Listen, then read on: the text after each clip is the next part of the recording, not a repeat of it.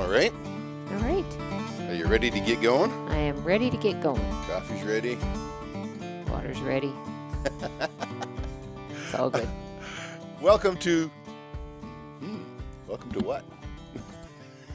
The Scuttlebutt. Yeah. Trap. This wasn't adjusted properly. Oh, okay. Yeah. Threw you off. Well, my head's perfect, but the headphones weren't. Of course. That's what happens. Hi, welcome to Scuttlebutt Podcast. I am Rich from Trapping Inc. And I'm Sandi. And we are once again out at our cabin. You in the betcha woods. here. You're sitting at the kitchen table with us, Yeah. having a cup of Old Smokes coffee. Welcome. Glad that you could join us. It's a Sunday morning. We've already been to church. Anyone who follows our Facebook page, Trapping Inc. TV, will see frequent posts about church out here.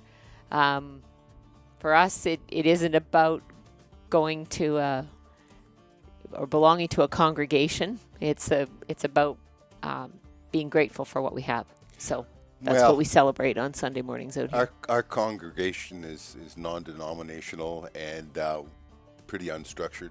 Yeah. But when you see a sunset or sunrise like that over top of the lake on the morning before trapping season, Yeah. man, if that ain't church to you, you don't belong. Yeah, exactly. Yeah, right. So anyone who wishes to join us for Sunday morning church, feel free to join in on the Facebook page and be part of our congregation, non-denominational as it is. Yeah, and you don't even have to be here in person. You can just be here in spirit. Absolutely. Absolutely. So we are out. It's just a few days before season opens for 2018-19 trapping season. And we've Now, let's clarify that. It's trapping season for the mustelids, the weasels. So yes. ermine, mink, marten, fisher, and wolverine open on the 1st of November. Correct. Wolf, coyote, fox, beaver, and muskrat are already open. Correct. So, duly noted. Well, you got to be right. Otherwise, people... You got to be right. People will be emailing me and say, What's the matter with you? You don't check the regulations? Exactly. Sorry. So, we were out to check on some of our line yesterday. And, bears are jerks. Yeah, no, bears are dicks. Okay. They are that too. We got... we're, of course, cleaning line and dodging beaver dams and all that kind of stuff right now. It's a tough time of the year to get around.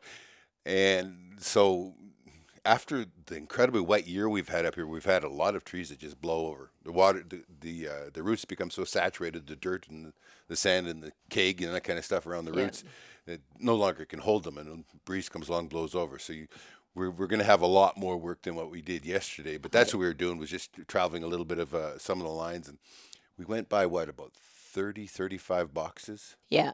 And there was only 3 that were still on the tree. And then, and so here's the thing.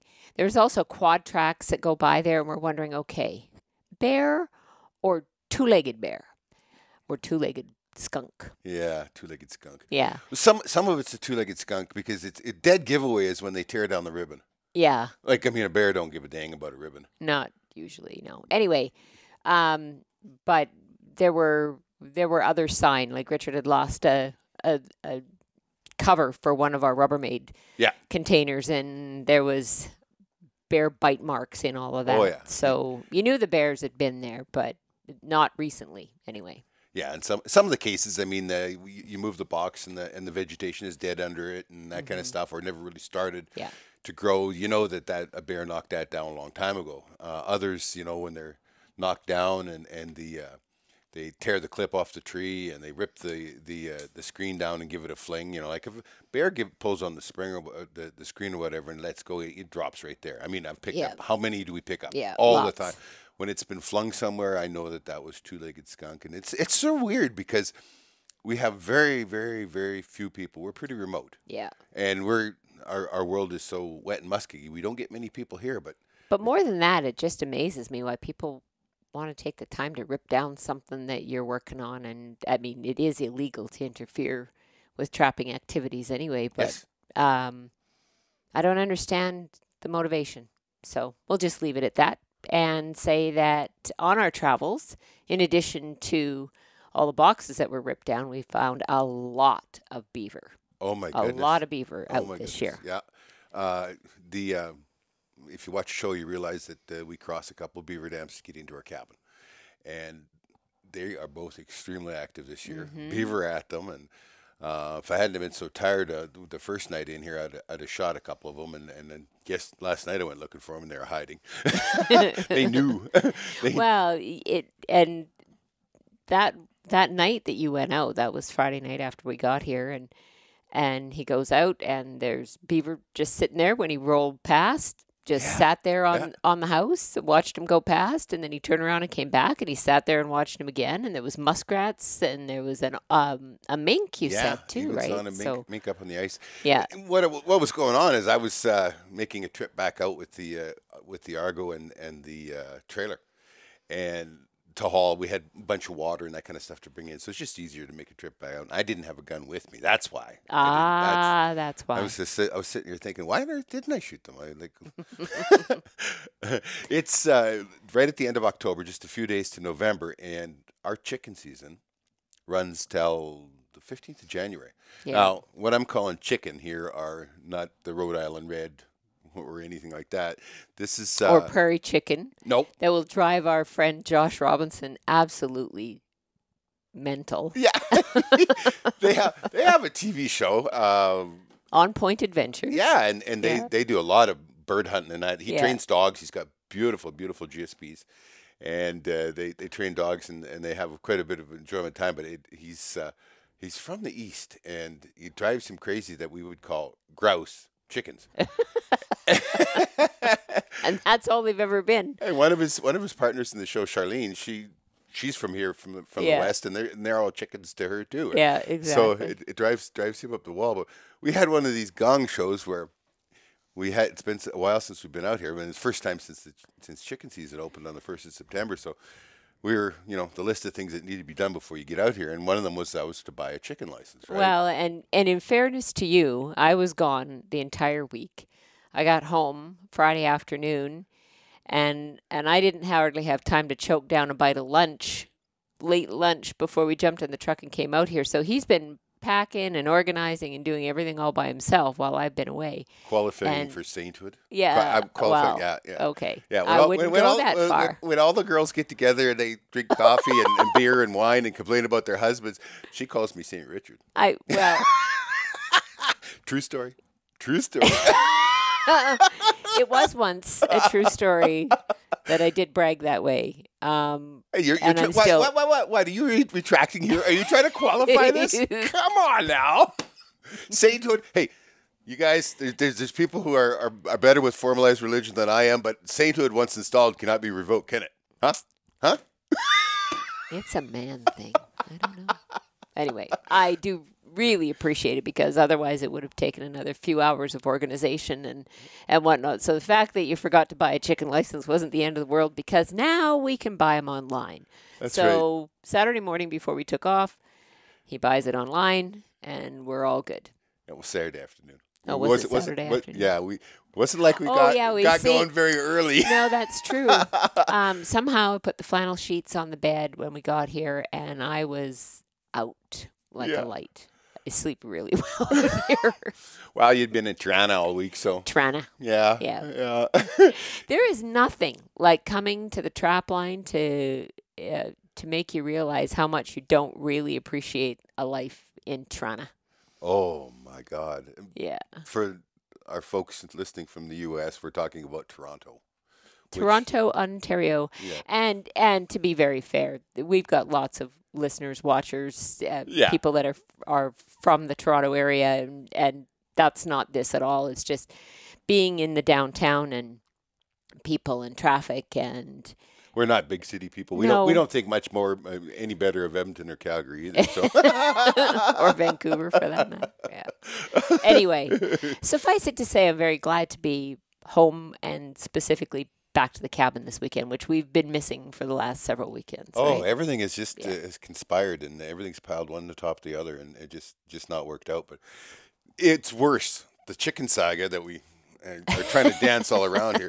It's worse. I finally get a license spot, which is wonderful because I can do it on my phone. We can do it online. We have great great coverage out here, cell phone and Wi-Fi boost.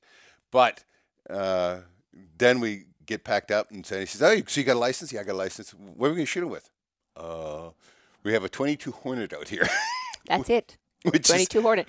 Oh, but it gets better. Because I said, "I've got the clip. Do you have extra ammunition?" "Oh, yeah. Yeah. Yeah, I left him in the cabin. Yeah. No, we had lots. It just stayed here. It was lucky though. So we get out there and she's going down the road with me there. She says, "So how are you going to shoot them?" I said, "Well, I guess I'm going to have to head shoot them." And she laughed and laughed and laughed. That was the most hilarious thing ever. Is that I was going to head shoot these chicken. Well, I went 2 for 3. Yeah, you did. You did really well. We had a wonderful supper. Yeah, we did. It was good. I said, "Here, hold my beer." Yep. Except I don't drink. And normally when we get out here, somebody gets injured, something happens. You know, they're small scuffs and scrapes and whatnot. But I have to tell you that this happened in downtown Toronto at my fancy hotel where... Careful how you hold up that finger. Yeah, I know. I like this. For those who are just listening in, she's holding up her middle finger. Yeah, my middle finger on my left hand. Yeah, I think I'm still going to lose the nail on that because I had a piece of the vanity on the front of the bathroom vanity in my hotel room fell off and smashed my finger. I still can't really explain how that happened. Well, it's just, it was even the furniture there knew that Country Mouse, you don't belong here. Country Mouse goes to the big city. Anyway, that was my week in Toronto, and I'm glad to be home. So, you're off there learning how to take over the world, right? Yeah. Yeah. Me and 400 other leaders in the bank, and it was very interesting times, but it was good to see a lot of people that I haven't seen for a couple of years since we did it the last time. One thing I'll point out before anybody sends us hate mail or anything else, it is perfectly legal to shoot the head off a chicken with a center fire rifle in Canada or in Alberta. In Alberta. I don't know about anywhere else in Canada. I know it's legal here. Yeah, okay. So, we got a couple of chickens, and we enjoyed them for dinner last night. It was good. They were wonderful. Yeah. Ruffed grouse, there is nothing that tastes better than that. Yeah. People talk about doing it in a stir fry and all that. I can't believe that you can't just slice them and flour, salt and pepper, and fry them in butter. Oh, that's how we do it. My God. It's very good. It's got such a great flavor. So that's we're out here and we're getting set up for the marten, fisher, weasel, and so Wolverine, on. Yeah. Wolverine. Mink Wolverine. But that doesn't mean that we haven't been trapping because we have. We have. It's been muskrat season, and usually this last week or two of October is the only muskrat we do in the fall. But this year we had I don't know how much snow actually fell on the 11th of September, but we had about 8 inches on the ground. Yeah. 6 to 8 inches on the ground, stayed on the ground. And so when the season rocked over on the 1st of October, it was like I was in full-blown panic because we're not going to get any fall season. Well, we didn't think so anyway. No. And so we started trapping, and you're going to see 2 very different fall trapping shows this year. One, we're trapping, there's snow on the ground, there's ice and everything else.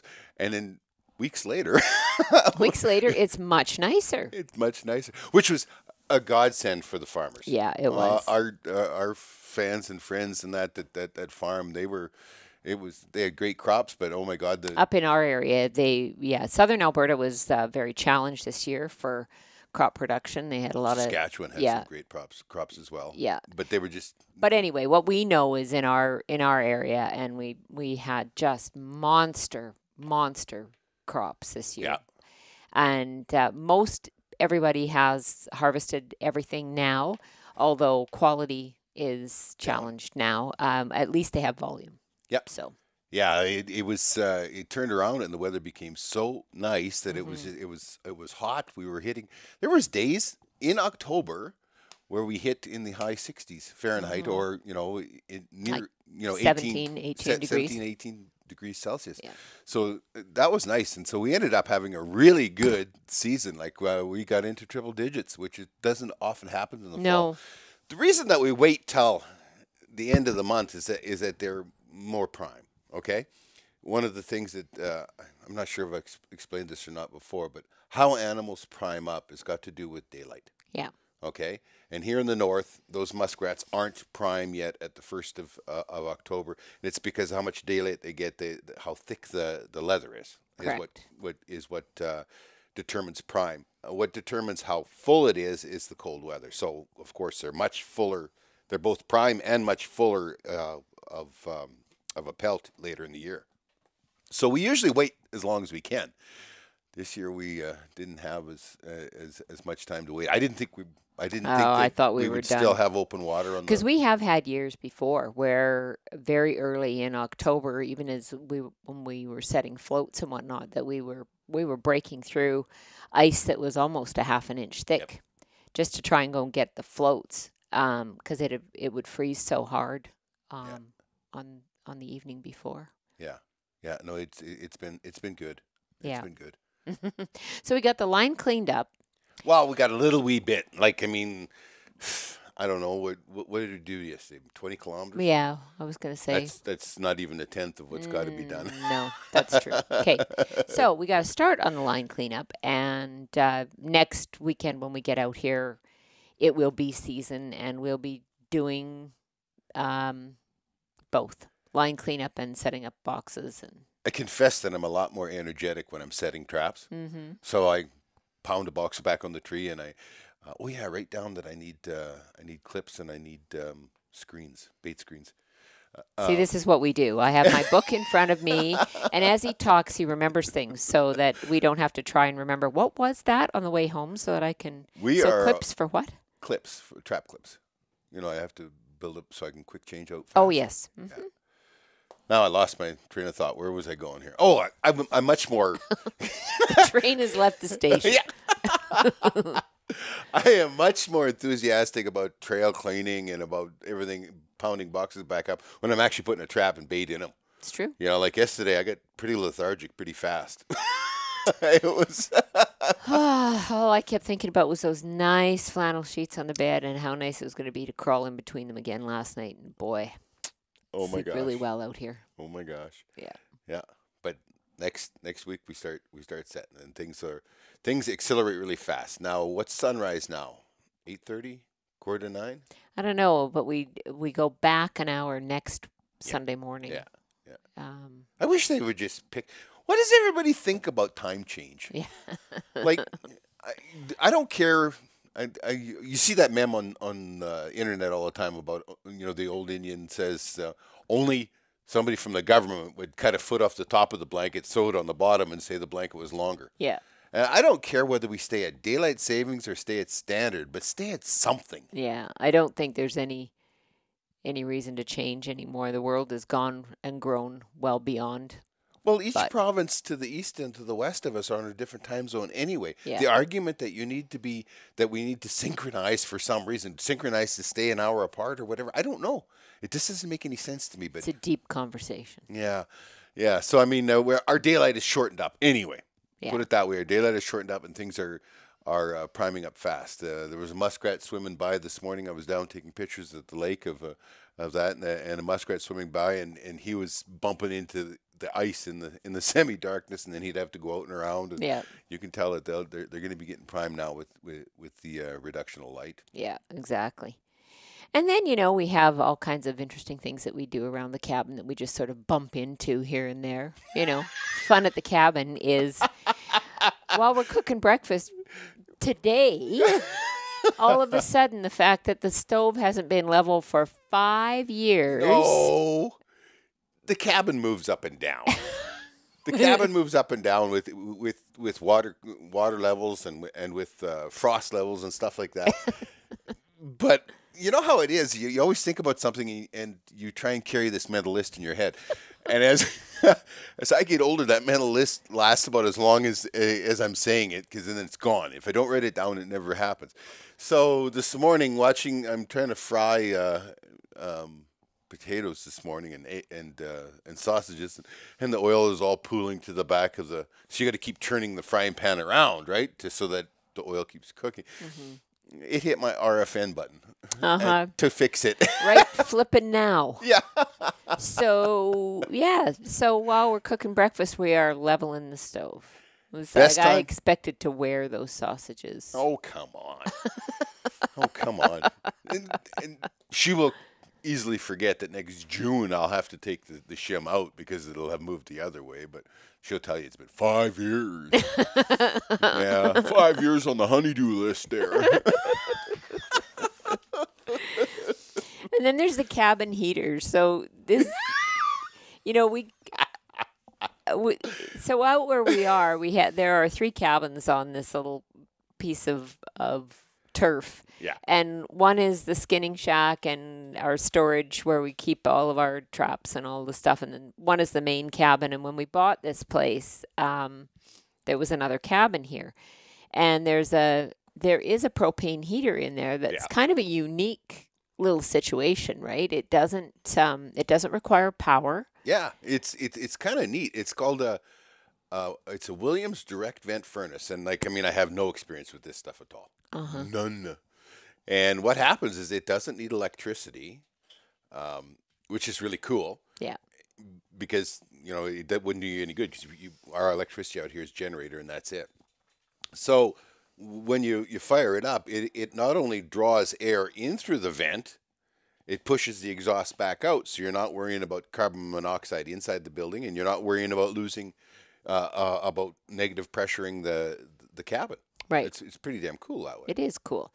So right now it's in the cabin that we don't use, and we're trying to figure out how it works. Yeah. And whether or not it probably needs to be serviced because nothing's happened with it for 5 years. Well, So we're actually thinking that we're maybe going to cut a hole in the cabin wall and put it in here at some point. But what we're really looking for is just something that will keep it above zero in here. That's so all when we we want. come out here and it's minus 30, minus 40 degrees, that it won't take, 12 hours or 24 hours to warm things up. And even now, when it's 0, -4, it was overnight last night, that chill just permeates everything, and you've got to wear slippers or extra socks or something on the floor for my goodness. Oh, it's terrible. Poor princess. Hey, you have slippers. Don't poor princess me. I do not. Men don't have slippers. He has slippers. We have investigated so many things. I've investigated solar, and I've investigated a windmill and all that kind of stuff to generate power. We just want to keep it zero here while we're gone, and then we burn wood when we get here. Yeah. And we're not looking to use it as a main source of heat. Maybe tell those pups to go lay down before they bang into that. Yeah. On your beds, boys. The dogs are wandering around the camera here. So yeah. That's all we want to do is just keep it above freezing, just so that we start out because when we get here and it's 30 below, the only thing that is liquid, not even oil is liquid at that temperature. Ketchup is. What's up with that? That is your cue not to eat ketchup. I'm guessing, if it's still liquid at that temperature, you shouldn't be eating it. So I've went through all these explorations, and it's like $40,000 has been the price because we're so far north that solar is a waste of time, basically. Mm-hmm. That's what everybody's telling me. Yeah. And even like the difference between where we are north here and Lethbridge, Lethbridge, Alberta, is right on the border between Alberta and Montana. We get 20% less daylight in wintertime up here. 20%. Than they do. Yeah. And even down there, for them to be marginal with solar, and when I'm talking about marginal, they're talking of productive percentages below 20%. Okay, they have to track the sun. Yeah. Okay, that means they have a setup on there. It's using power to actually move their solar cell and that to track the sun in order to maximize the production they get. So I've looked at that and a wind generator turbine kind of thing, and it would be a combination of the two, and I would need a huge bank of batteries, which have to be kept heated. Mm-hmm. Well, how does that work then? Yeah. If I get a big snowstorm and it covers my solar panels, and let me tell you, that happens. Oh yeah, and no wind. So now I'm not generating whatsoever. Those batteries freeze, and then what? And we were talking $40,000 to do this. So it just wasn't feasible. So we're trying to find some economical technology that'll work for us out here. And And so I think that this particular little unit, while it won't be our main source of heat, hopefully it can at least keep it a little bit warmer in here so that we're not in quite such a deficit when we get out here in the middle of winter. Well, what I've done is I couldn't get it to go for the longest time, and so then I didn't. So we called it, and nothing's gone boomy, he says when he comes in the cabin, all proud of himself. Do you know what I know about propane and propane accessories, folks? Nothing. Not much. I even used that line when I went into the propane shop. Turned out I figured out that by tearing it apart and blowing through it, that the regulator was hooped. Okay, couldn't get no air through that or gas through that or whatever. So I had to go get a new regulator, and I used my best hand kill imitation when I walked into the propane shop. And did they appreciate that? They were all like 18-year-old girls or 20-year-old girls. Never they looked at me like I had a third eye in the middle of my forehead. Like, what's up with this tard? You know, just smile, nod, and step away. Yeah. So I've got that, and I actually got it hooked up yesterday, and we got our lighting inside there. And it kept it warm in there. It did. I don't know how. Now what we've got to do is find out how much propane it takes to keep it warm. Yeah. Does a 100-pound bottle? I can truck 100 pounds in here, 100 pounders by myself. I can fly a 500-pound pig in with a helicopter, and when I talk with people who do that, have helicopters, I won't live long enough to ever make up $40,000 worth of helicopter flights. Yeah. So, I mean, it becomes really a lot more sense to do that than to go with the eco stuff, right? Yeah. So it's the big adventure this year to see how long 100-pound bottles last. Maybe two 100-pound bottles get you through the winter, and that's fine by me. Pretty inexpensive. Yeah. Yeah. So we have some other big news about our new show that we've put up on Amazon Prime for all of our listeners and viewers in the U.S. Amazon Prime is where we also air Trapping Inc., but we have branded a new show. It's called Married to the Hunt. I think it just fits who we are. We've been doing this a long time together, and we've been married a long time. And Whoa. What's this big accent on a long time? Well, we have. I think that's something to be really proud of. Our partnership has lasted a lot longer than a lot of people, and I think part of the fun. Well, you know what? I never thought about it. I never thought about it. I guess we've just lived and laughed and loved, and that's been our life. But Married to the Hunt is just really, what it is right now is a collection of all of our previous hunts that we've enjoyed. All over the place for the last many years because we have been doing TV for a long time. Yeah, we've done hunting now for 19, going on 20 years, hunting TV. But none of this was available in the U.S. Yes. Yeah, so I can't go back all the way through the library because we get into SD. That's how long we've been doing TV is that we have SD. Yeah, you kids that there think about they started before HDTV. So we go back as far as the HD, which I guess is like 2006. Yeah. That was New Zealand. That stuff was HD. Yeah. So still, that's 12 years ago. And while we haven't done as much hunting in the last probably 3-4 years,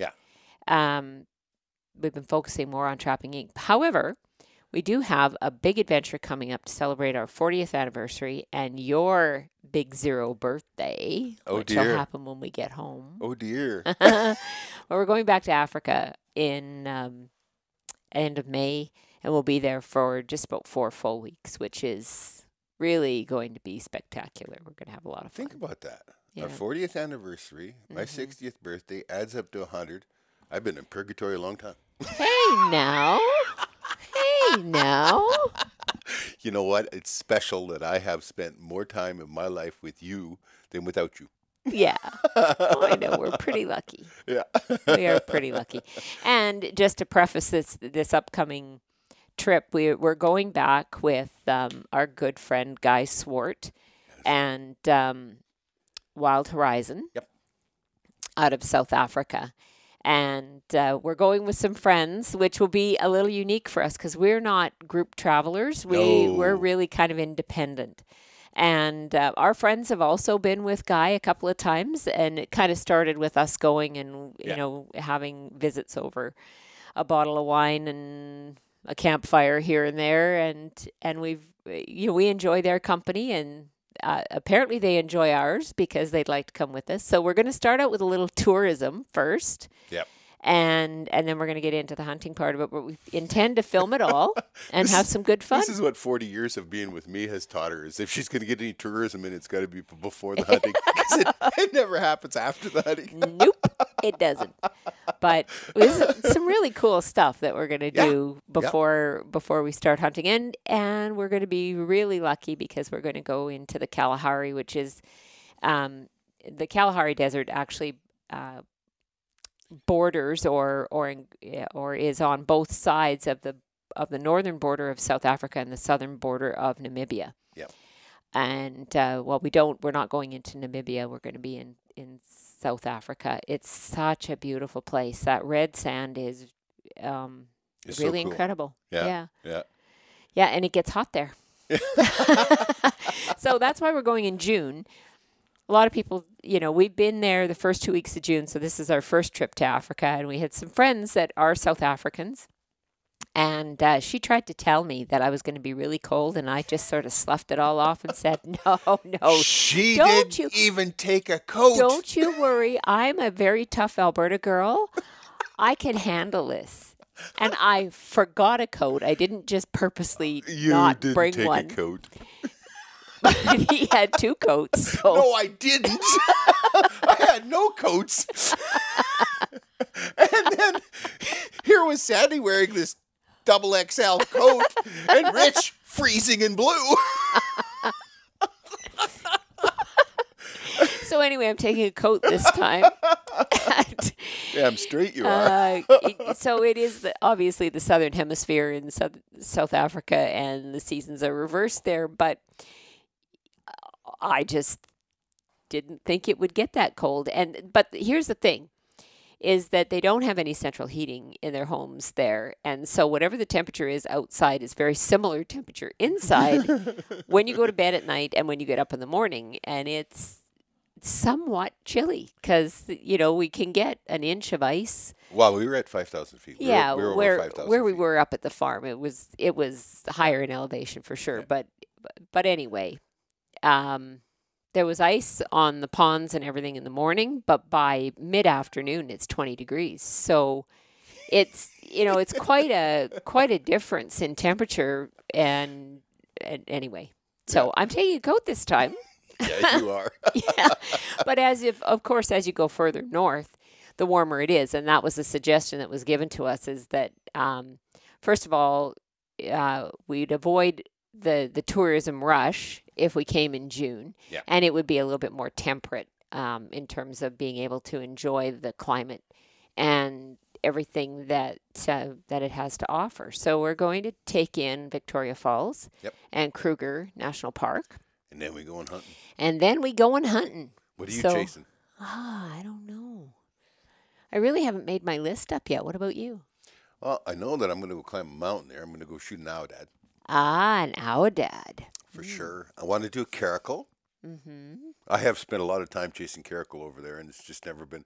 And now everybody always comes home with they turned around, stumbled, fell down, and there was a caracal there. They landed on a caracal and killed it. And I laid on top of the cap rocks one day for how many hours? Oh, and there was ice around. Yeah, it got cold. Waiting for that cat to come in. I mean, we seen him out there a long ways, but 700 yards out. So not a buff?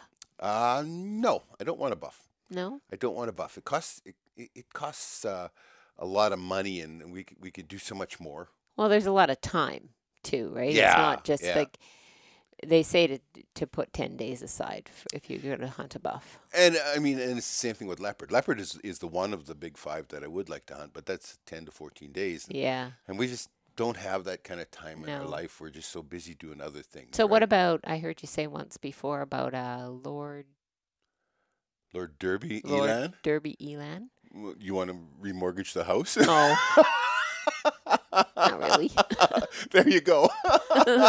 Plus, you got to go a really bad place for that. Where Oh, do it's you? not really friendly to people of our shade. Ah, But fair enough. it's there's a fair bit of turmoil there. So Yeah. the way it goes, I want when we go back to Kalahari, I want to shoot a hemsbuck this time. You Yeah. did last time. I did. And Yeah. I really want to.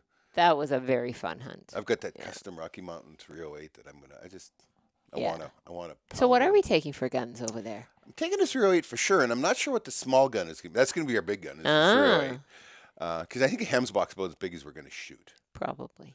The small gun might be a 223, or it might be the 260 AI. Oh, okay. Something for caracal and jackal, and Yeah. I wouldn't mind shooting a hyena too. Oh, well, don't know where we find that, but I guess Guy will know. Guy will know. He's the man. Anyway, we have a lot of fun, and this was all about, that we got so lost talking about adventures, was to check out.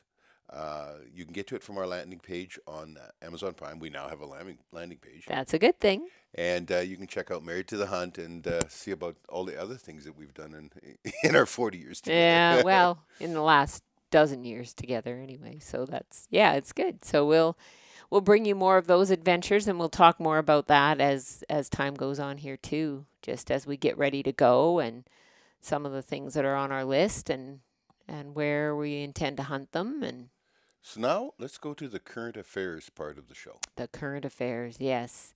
So as we said, it's the end of October, and recently in the news, there's been a video that's hit. Not even recently in the news. I think it showed up on my Facebook feed on Thursday. I was absolutely inundated. Like everybody that found it sent me links to it and all.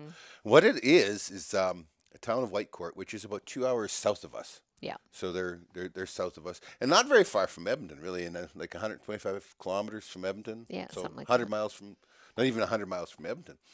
And these guys were out hunting, and they're just driving down the road in a pickup, and they see this grizzly bear beside the road, right on the edge of the bush and the road allowance, clearing for the road allowance, and it's kind of spooks, and then they stop, and then it comes back, and I assume it's a big boar. bear. It is a nice bear. It's a beautiful Yeah. grizzly bear, and we don't have a season for grizzly bear in Alberta.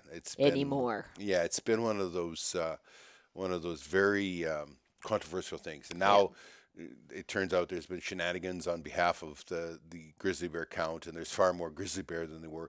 I do know that they are becoming a problem. Yeah, I mean, they we're are. getting a lot of predation by grizzly bear, and we're having an immense amount of impact on ungulate populations and that kind of stuff. But what they end up videoing, and you got to look this up. It's grizzly bear digs up. Well, but it's on our Facebook page. So if you go to Trapping Inc. TV Facebook page, Yep. That video is on there, and I would it is not a glorified, Disneyfied view of Mother Nature. It is the real deal, man. It is the real deal. This is as unvarnished as it gets. Anyway, this bear keeps digging, and they wonder what he's doing. And it's actually quite long, and there's a little bit of foul language at the beginning, like most Albertans. Speak for yourself now. Yeah. I know. So eventually, all of a sudden, as he's digging around in that, you see him jump back, and this paw waves up, and it's like you realize that he's digging at a bear. Yeah. Okay. This is the reality, folks. Grizzly only den up in the wintertime when the weather's really bad. So as far north as we are, they will den for most of the winter because the snow gets really thick and they can't find anything to eat. They will den up. But there's a lot of places along the eastern slopes of the Rockies and that where they might only den for a couple weeks when weather's bad, and then when a Chinook blows in, it warms up. Chinook, the definition of that is global warming for For Leonardo DiCaprio. Yeah. When a Chinook blows in, which is a warm wind, melts a bunch of snow on that, then the grizzlies will come back out again.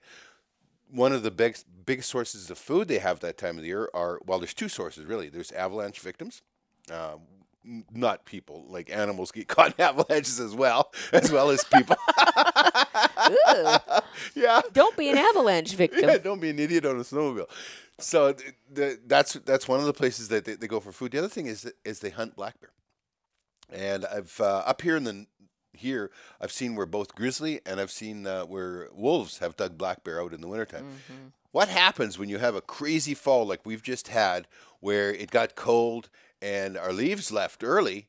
The black bear stay out, and in order for a black bear to be really most protected as possible from grizzlies hunting them, is they have to be in that den before the last leaves fall, because the smell of those leaves cover their smell. Right. Right. The respiration and everything is so slow when they're hibernating that it doesn't create a lot of odor.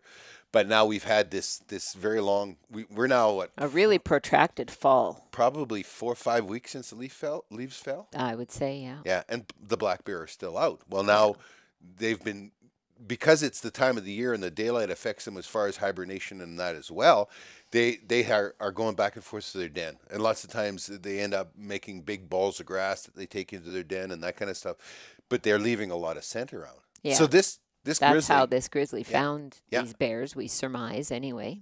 So he goes in there, he digs it out, and eventually it turns out one of the, you don't know this as it happens, but you're watching this all live action. It is very graphic.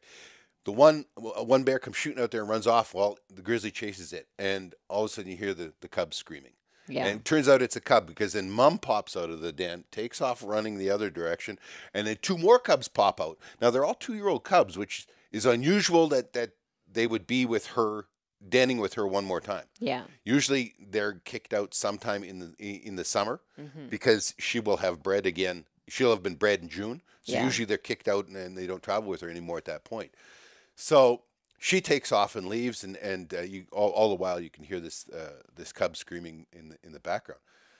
Well, the things that have blown up over that, all of these people who are so uninformed and are so anti against trapping and hunting and that, and somebody should have thrown a rock at the bear. Somebody should have shot the bear. Yeah. Why did that mother leave that cub? Oh yeah, that was my baby. Look at how the mother ran off and left the babies. Yeah. Listen, folks, I think Disney's probably done a big disservice to wildlife in general, because they huge disservice. Certainly have attached human qualities to animals that doesn't exist. And you watch something like this and it's very apparent that Mother Nature isn't just some blue-haired granny handing out cookies. No. The only thing that mother understood was the absolute most primal instinct of fight or flight. Survival. She could not fight the bear, so she ran. So she ran. And you know, when you listen to that bear scream and people saying, "Oh, it must be up a tree bawling," and that, no, I've heard a lot of bear die. Yeah. Over the years hunting and that, I've heard a lot of bear die, and there is nothing pretty about it. But what people don't understand is that most predators eat stuff alive or semi-alive. If it's dead, it's because it's lost enough blood. Yeah. They start eating as soon as the animal no longer can get away. Yeah. Okay. And you can go out there, you can search on YouTube. There's one where an elk calf gets ate by a bear. It goes on for half an hour. Well, and then isn't it wolves or is it coyotes that are eating a deer that's on an ice floe? Or yeah. And as long as that animal isn't trying to get away, they start eating. That's just reality. You know, people attributing human qualities of kindness or cruelty or anything like that. It doesn't exist in the animal world. These animals are not sentient beings. Yeah. They are just animals, and everything they do is based on instinct. You know, even your dog, when your dog looks at you, more often your dog gets a learned response that if you say, "Oh, good boy," and pet it on the head, so he wags his tail, he's looking for a bone or whatever. He's become conditioned for that response. I find it amazing that how many people became haters of that grizzly bear. Because he was just doing what he does. Well, and this is Mother Nature, where Mother Nature overproduces so many animals because all of these animals are food for another animal. Yeah. And the people that were so upset because a cub got killed, it was amazing that she had 3 at 2 years old. Yeah. You know, most sows have twins. Triplets are very, very common, and it was amazing that she got that many to the second year, right? Yeah, exactly. So people just don't understand the reality. You know, that we have become so Disneyfied. That was your term. Yeah. You know, that we've become so Disneyfied that people think that they're all sitting around holding hands, singing "Kumbaya." Go on, get on your bed. He figures we've talked too long. I think so. Maybe we have. Anyway, check it out. It's a very interesting video, and you may not really enjoy it, but it is. It's real. It is real, and I think people need to see more real to understand what it's like to be out in the bush. Well, one of the places I wanted to go with this was that fella that was driving around with the quad, knocking down our boxes and that. He thinks he's screwing up the trapper because the trapper's cruel or whatever. By law, in Canada, we are signatory to AHITIS. Yes. The Agreement of International Humane Trapping Standards. Right. And in it says that those traps have to kill within a certain period of time. So the traps that we use for Fisher and Marten have to kill within 120 seconds. Which is 2 minutes. Yeah. And we've had we had a friend of ours who'd set up a video trail camera and caught a marten going in and being caught in a trap. And from the time that you can tell that the trap snaps shut, because you can't see it, it's up inside of a box, but you can tell when it happens, until that animal stops moving is 12 seconds. Yeah. I was going to say 16, but 12. Yeah, 12 seconds. So it happens very quickly. It's a 30-second clip, and it snaps at 16 seconds, and there is no movement after 12 seconds beyond that. So something to be aware of. We also have trap standards that have to be met. So in our regulations, it does say what traps are legally permitted to be used for certain species. So, that's one of the things that we've done as Canadians to ensure that what we're doing is humane and to maintain our way of life and our part in the chain of Mother Nature. You take that cub, and there's a minute or so you hear of it bawling? Yeah. And that might have went on for another 10 minutes or 15 minutes, who knows, before it died. When my time comes, I'll take the 120 seconds in the trap.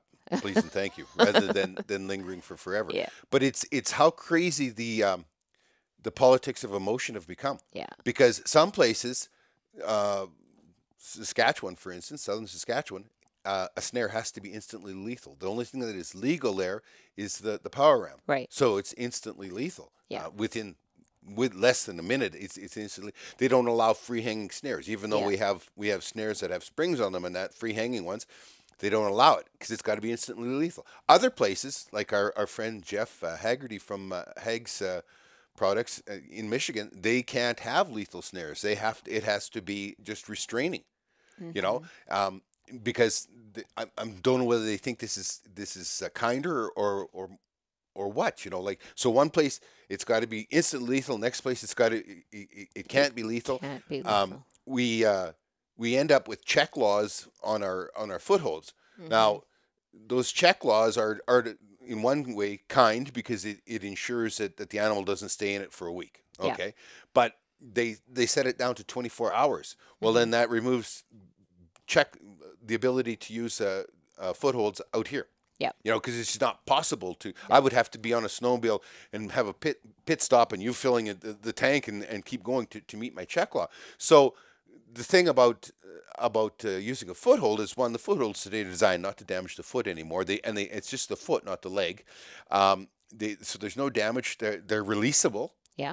But so if you have a incidental catch, you can release it, all that kind of stuff. But now we can't do that. Yeah. So where are we going with the politics of emotion? Kill or not kill, release, not release. Well, everybody has an opinion, and most people who scream the loudest have no idea about what it is that we do for humane trapping anyway. And I think their ultimate goal is to just have it banned to begin with. Well, that was funny though because I took in I have an interest in what goes on these social media sites and that, and everybody knows my stand on it. I don't put up with any of it, but on the post where this was going on, I took and looked back on the Facebook pages on people that were all cry face and it was cruel and we should have saved the cub and et cetera, and calling down the people that filmed it because they didn't save the cub. One, there is no hunting season for grizzly bear in Alberta. To throw a rock at it or whatever is harassing wildlife, and that's a chargeable offense. Yeah. So these people have no clue, but that doesn't figure into their politics of emotion. So anyway, I go back and look through their Facebook pages and they're basically antis. Lots of them are out flaming antis, and yet here they are against Mother Nature now. Yeah.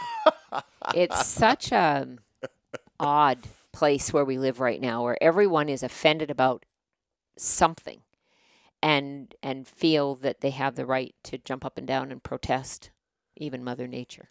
Yeah, isn't that crazy? Yeah. That's how nuts it's gotten. Yeah, so, we're protesting Mother Nature. Well, there's a lot of things we're protesting. We're protesting sex, gender. What's next? Gravity? Probably. It's a law that should be broken. I'm offended by gravity. Because on Mars, I'd weigh less. Or something. I see. I don't know. I see. I think that was a meme I saw once. Just live on the wrong planet. That's all. Yeah. Have we talked enough? I think we have. I think we've covered a broad range of subjects. Alrighty. Well, but it's always nice to have you here, and we're glad that you could tune in. Yeah, and be sure to check us out. You can hit all of our digital platforms from www.trappinginc.com. Thank you. Have a great day.